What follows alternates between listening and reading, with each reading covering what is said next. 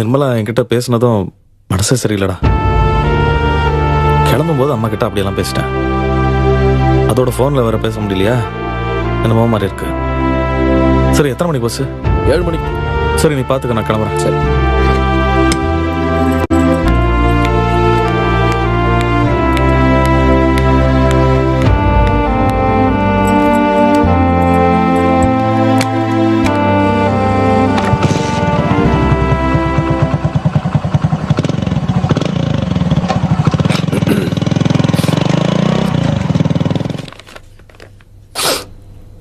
செல்வா, வாங்க நாராயண, உட்காருங்க. அப்புறம் எப்படி இருக்கீங்க? நல்லா இருக்கேன். ஆனா நான் நல்லா இருக்கணும்னா ஃபர்தரா நீங்க எனக்கு ஹெல்ப் பண்ணா நல்லா இருக்க முடியும். என்னண்ணே சீரியஸா பேசுற மாதிரி இருக்கு? சீரியஸ் தான் செல்வம். நாங்க உங்ககிட்ட டீல் பண்ண கம்பெனி டீடைல்ஸ்லாம் கொஞ்சம் தேவைப்படுது. லாஸ்ட் ஆகஸ்ட்ல எங்களுக்காக ஒரு 4 ட்ரிப் லோடு அடிச்சிருக்கீங்கல்ல, அதுக்கு உண்டான இன்வாய்ஸ், டூப்ளிகேட் காப்பீஸ், அதுக்கு நாங்க தந்த செக் டீடைல்ஸ் இதெல்லாம் தேவைப்படுது. நாளை காலையில 11 மணிக்கு ஆடிட்டிங் வராங்க. அதுக்குள்ள எல்லாத்தையும் அரேஞ்ச் பண்ணி வச்சிடணும். ஒன்றும் இல்லைண்ணே, நீங்கள் கேட்குற டீட்டெயில்ஸ்லாம் ரொம்ப பழசாக இருக்குது. போன ஆகஸ்ட்டுங்கிறீங்க. நாங்கள் அந்த அளவுக்கு பழசான டீட்டெயில்ஸ்லாம் ஆஃபீஸில் ரெடியாக வச்சுருக்கிறது இல்லை. இருக்குது, ஆனால் சக்தின்னு ஒரு ஸ்டாஃப் இருந்தாங்க, அவங்க தான் அதெல்லாம் கரெக்டாக மெயின்டைன் பண்ணிட்டு இருந்தாங்க. அவங்க இப்போ வேலையில் இல்லை, அதான் பார்க்குறேன். அவசியமாக கொடுத்தாகணும், இல்லைன்னா பெரிய பிரச்சனை ஆகிடும் செல்வம். புரியுதுண்ணே. இப்போ அவங்க வேலையில் இல்லை, அவங்கள கான்டாக்ட் பண்ணணும், அதான் பார்க்குறேன். செல்வம், நான் கெஞ்சி கேட்குறேன்னு தட்டி கழிச்சிடாதீங்க செல்வம். ஐயோ, என்ன சொல்கிறீங்க? உங்களுக்கு உதவி பண்ணக்கூடாதுன்னா ஒன்றும் இல்லை. சரி, நான் அண்ணனுக்கு ஃபோனை போட்டு பார்க்குறேன். ஒருவேளை அவரை கான்டாக்ட் பண்ண சொல்லி அந்த பொண்ணுக்கிட்ட பேச சொல்கிறேன்.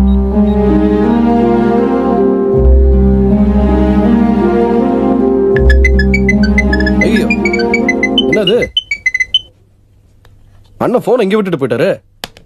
மாணிக்கண்ண இல்லைன்னா என்ன செல்வம், நீங்களே கான்டாக்ட் பண்ணலாம்ல அந்த ஸ்டாஃபை. இல்லைன்னா சொல்லுங்க, நானே வேணா அந்த ஸ்டாஃபை கான்டாக்ட் பண்ணி பேசுறேன். ஐயோ, அதெல்லாம் வேண்டாம்.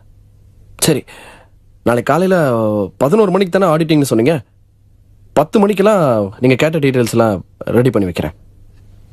தேங்க்ஸ் செல்வம். இருக்கட்டும், அப்போ நான் வரேன். வாங்க.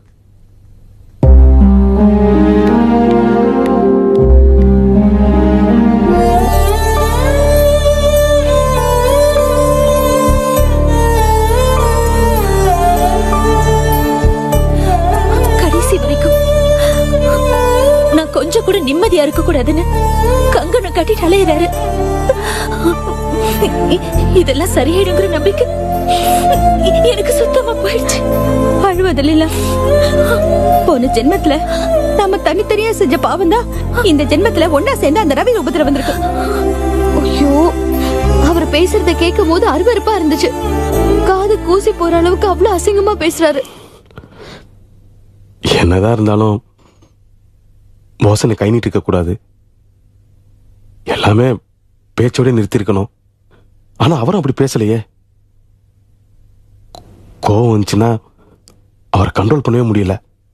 யார் இருக்கா, யார்கிட்ட பேசுறோம், என்ன பேசுறோம்னு தெரியாமலே எல்லாரையும் ஒரே மாதிரி அசிங்கமா தானே பேசுறாரு. அதை நினைச்சாக்க எனக்கு கஷ்டமா இருக்கு, சங்கடமாவும் இருக்கு.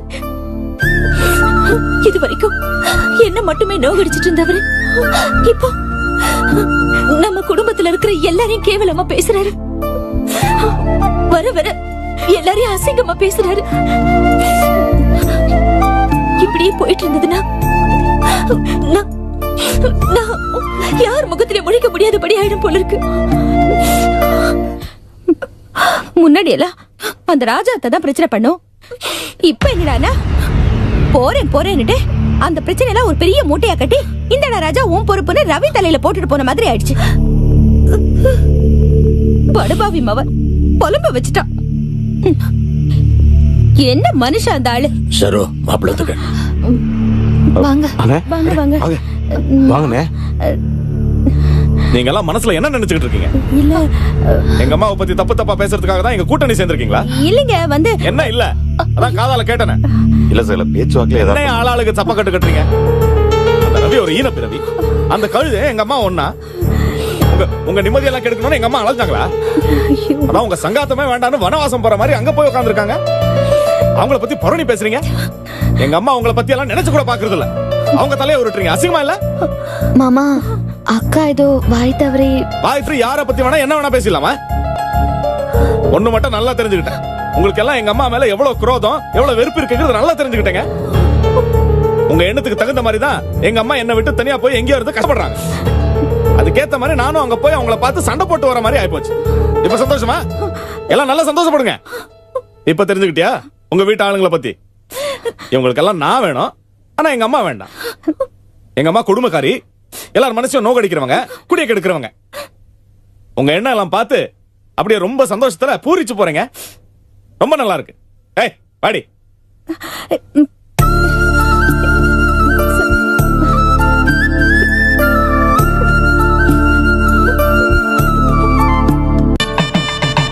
கடவுளே, நான் ஏதோ யதார்த்தமா வாயை திறந்து சனியனே, வாயை முட்டு சும்மா இருக்க மாட்டேன். நீல பேசல யார் அடிச்சுக்கிட்டா? மாமா அக்கா ஏதோ யதார்த்தமா தானே பேசிச்சு. என்ன யதார்த்தமா? அவளுக்கு நாக்குல சனி, வாயை திறந்தாவே ஏழ்ற. விடுங்கண்ணே, அவங்க யதார்த்தமா தானே பேசுனாங்க. அவங்க தற்செயலா புலவும் போது மாணிக்கனை கரெக்டா வருவான்னு யார் கண்டது? அதானே, நம்ம செவனே இருந்தாலும் பிரச்சனை நம்மள தேடிட்டு வருது. அந்த ரவி ஏன் இங்க வரணும்? பிரச்சனை பண்ணிட்டு போனோம். அத நினைச்சு நம்ம புலம்புனா அந்த நேரம் பார்த்து மாணிக்க எங்க வரணும்? சரியா பிடிச்ச ரவி, அவன் வந்தாலே எல்லாருக்கும் பிரச்சனை தான். இதுல ஏன் தலை வேற உருளுது?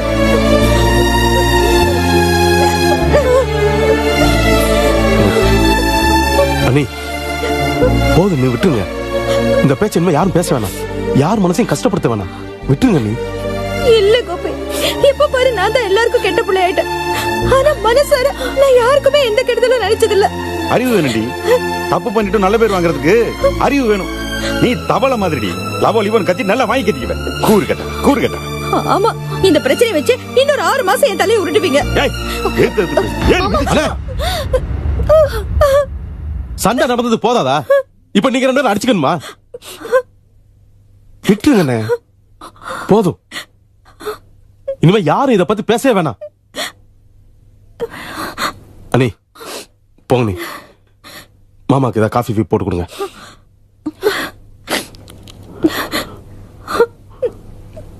போலாமா? கிளம்புறேண்ணே. லீலா கிளம்புறோம். வரேன் லீலா. வர மாமா. கிளம்புறேன்பா.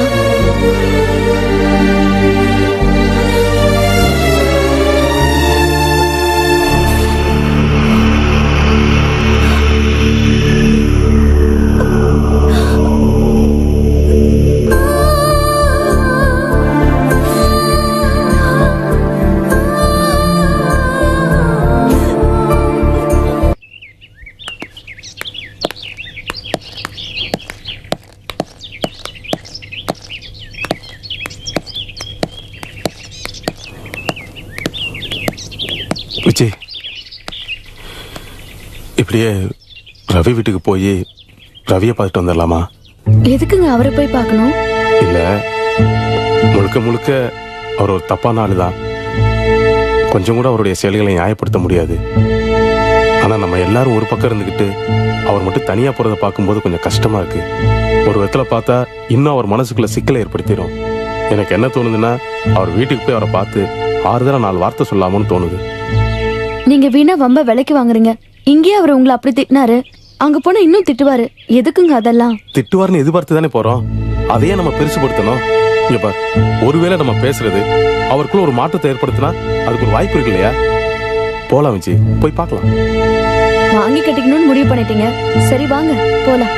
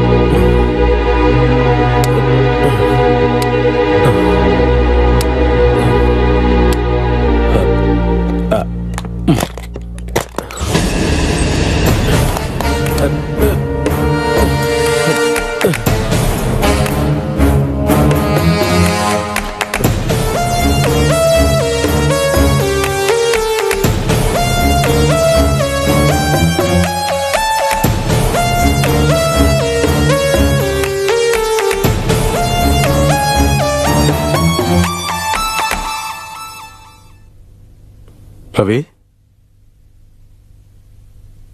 என்ன 2 பேரும் ஒண்ணா வந்திருக்கீங்க? எங்க போனாலும் இப்படிதான் ஜோடி சேர்ந்து போவீங்களா? என்ன ரவி இப்படி கேக்குறீங்க? புருஷன் பொண்டாட்டி ஜோடியா போறதுல என்ன ஆச்சரியம் இருக்கு? இது எனக்கு ஆச்சரியமான விஷயம் தானே. என் பொண்டாட்டி கூட இந்த மாதிரி ஜோடி சேர்த்துட்டு போறதுக்கு தான் அந்த கடவுள் வரம் கொடுக்கலையே. என் நிலைமை இப்படி ஆயிடுச்சு. என்ன கட்டிக்கிட்ட கற்பு கரைசி இப்ப எங்க இருக்காளான்னு தெரியல. ரவி, எல்லாத்துலயுமே பொறுமையா இருக்கணும். எதுக்கு பொறுமையா இருக்கணும்? பொறுமையா இருந்து நான் என்னத்த சாதிக்க போறேன்? அப்படி இல்ல ரவி, பொறுமையா இருந்தா எல்லாத்தையுமே சாதிக்கலாம். இப்ப நாங்க எதுக்காக தெரியுமா வந்தோம்? உங்களை இந்த மாதிரி நிலைமையில பாக்குறதுக்கு ரொம்ப கஷ்டமா இருக்கு ரவி. கடுமையா உழைக்கிறவரு, வாழ்க்கையில முன்னேற வேண்டியவரு, இந்த மாதிரி நேரத்துல உங்களுக்கு இப்படி ஒரு ஆக்ஷன் நடந்தது துரதிர்ஷ்டம். நீங்க தான் மனசை தைரியமா வச்சுக்கணும். அதே மாதிரி இப்பதானே லீலா உங்களுக்கு ஆறுதலாவும் துணையாவும் உங்க கூட இருக்கணும்.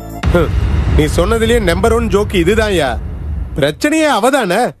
நான் இந்த நிலைமையில இருக்கேன், அவ என் கூட இருக்கணும்னு நான் நினைக்கிறேன். ஆனா அவ என்ன விட்டுட்டு அங்க போயிருக்கா. உனக்கே தெரியும்ல? தெரியும் ரவி, தெரிஞ்சதுனாலதான் நீங்க வந்திருக்கோம். இங்க பாருங்க ரவி, லீலாவோட பிரச்சனை என்ன? இப்ப நீங்க அவங்கள கண்ணாப்பினான்னு பேசுறீங்க. நீங்க அப்படி பேசும்போது இந்த வீட்டுக்குள்ள வர்றதுக்கு அவங்களுக்கு எப்படி மனசு வரும்? சும்மா புரியாம பேசாத. அவ என் கூட இல்லங்கிறதுனால தான் நான் இந்த மாதிரிலாம் நடந்துக்கிறேன். அத முதல்ல புரிஞ்சுக்கங்க. சரி ரவி, விட்டுருங்க. பழசு எல்லாத்தையும் மறந்துடுவோம். இப்ப நாங்க இங்க வந்ததோட நோக்கம் உங்களை சமாதானப்படுத்தி லீலாக்கு எடுத்து சொல்லி சேர்த்து வைக்கணுங்கிறதுக்காகத்தான். ரவி, லீலா உங்க பொண்டாட்டி. எவனோ ஒருத்தன் நம்ம பொண்டாட்டி அசிங்கமா பேசினா நம்ம பார்த்துட்டு சும்மா இருக்க முடியுமா? அப்படி இருக்கும்போது நீங்களே கட்டின பொண்டாட்டி இவ்வளவு அசிங்கமா பேசினா அது எப்படி அவங்களால தாங்கிக்க முடியும்?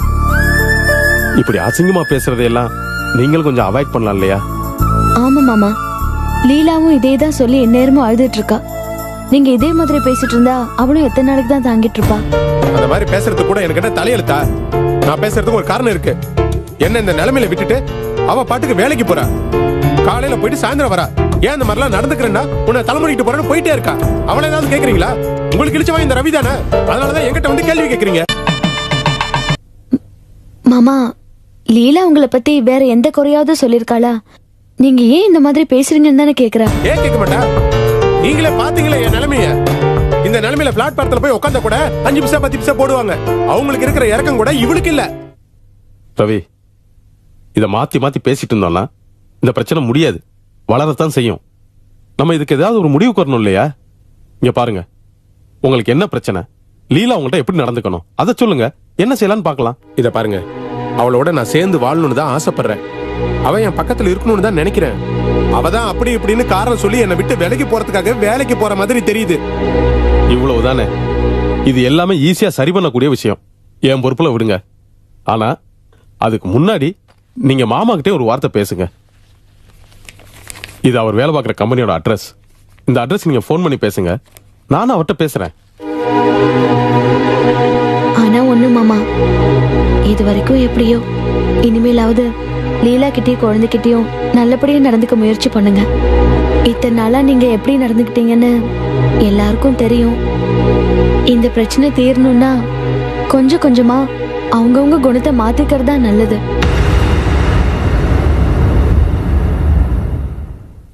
விஜி, நீ எல்லாம் எனக்கு உபதேசம் பண்ணி என் வாழ்க்கைக்கு நல்ல வழி சொல்ற மாதிரி ஆயிடுச்சு.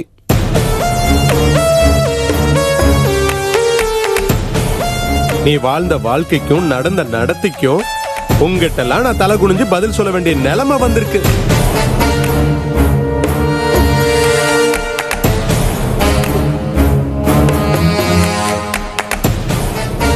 கலிகாலம், அதான் பாவிகள்லாம் அப்பாவிக்கு அட்வைஸ் பண்றீங்க. ரவி, என்ன பேசுறீங்க?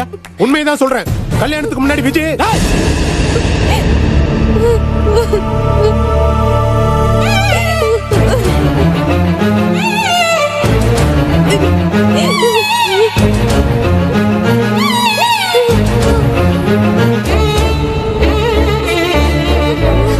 பொறுமையா இருக்கணும் உங்களுக்கு நான் அட்வைஸ் பண்ணிட்டேன். நான் மூர்க்கத்தனமா நடந்துக்கிட்டா அசிங்கம். இங்க வரும்போது எங்களை நீங்க திட்டி பேசி நல்லா தெரியும். தெரிஞ்சுதான் வந்தோம். ஆனா இப்படி பேசணும்னு எதிர்பார்க்கல ரவி.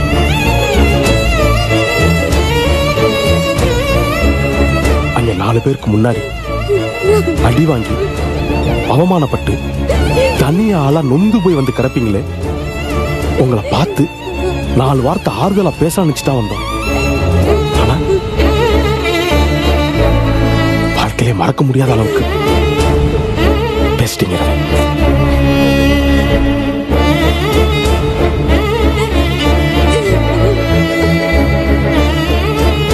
பொம்பளைகளோட கண்ணீருக்கு மதிப்பிலே நினைச்சிட்டு இருக்கீங்க. தப்பு, ரொம்ப தப்பு ரவி.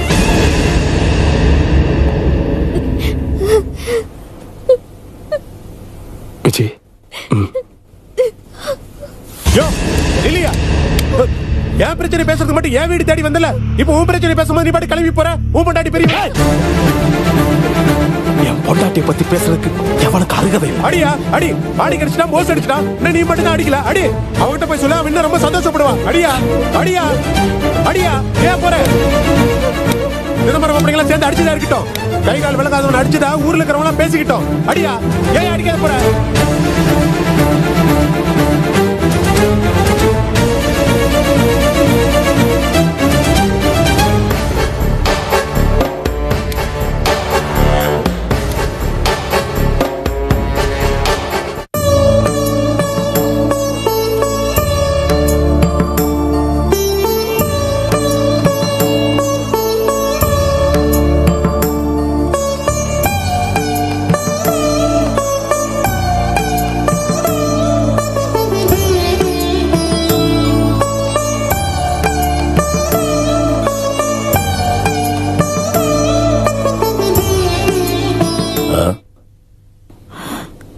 சாப்பிட்டீங்களாப்பா? என்னம்மா இப்படி கேக்குற? நான் சாப்பிட்டதை நீ பாத்திய? ஆமா இல்ல, ஏதோ ஞாபகத்துல கேட்டுடும்பா. மனசு ரொம்பவே வேதனைப்பட்டுருச்சா?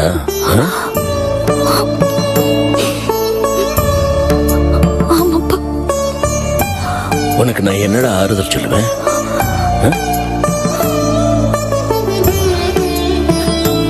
எனக்கு வர வர பழகி போச்சுப்பா. அந்த மனுஷனுக்கு கோபம் வந்தா கேவலமா பேசி நடந்துக்குவாரு. இதெல்லாம் எனக்கு சலிச்சு போச்சுப்பா. இதுக்கெல்லாம் முன்னாடி அதிர்ச்சி ஆவ, இப்ப அதை பத்தி எல்லாம் கவலைப்படுறதே இல்லப்பா. ஏம்பா, இதெல்லாம் என்னோட போகட்டும். எதுக்கு தேவையில்லாம போஸ் மாமாவையும் தனாக்காவையும் பாதிக்கணும்? அதான் எனக்கு ரொம்ப சங்கடமா இருக்கு. அதுக்கு நம்ம என்னடா பண்றது? நம்ம வாங்கிட்டு வந்த வரோம் அப்படி. இப்ப நாளுதா அவங்களுக்கு எல்லாம் அழுக வருது இல்ல, அதே மாதிரி உன்னோட துயரத்தையும் எல்லாரும் பங்கு போட்டுக்கிறாங்கன்னு வச்சுக்க, அவ்வளவுதான். வருத்தத்தையும் சங்கடத்தையும் பங்கு போட்டுக்கலாம்பா. அசிங்கத்தை, அவமானத்தை, பழி சொல்ல, இதெல்லாம் எப்படி பங்கு போட்டுக்க முடியும்? வேண்டாம்ப்பா, என்னால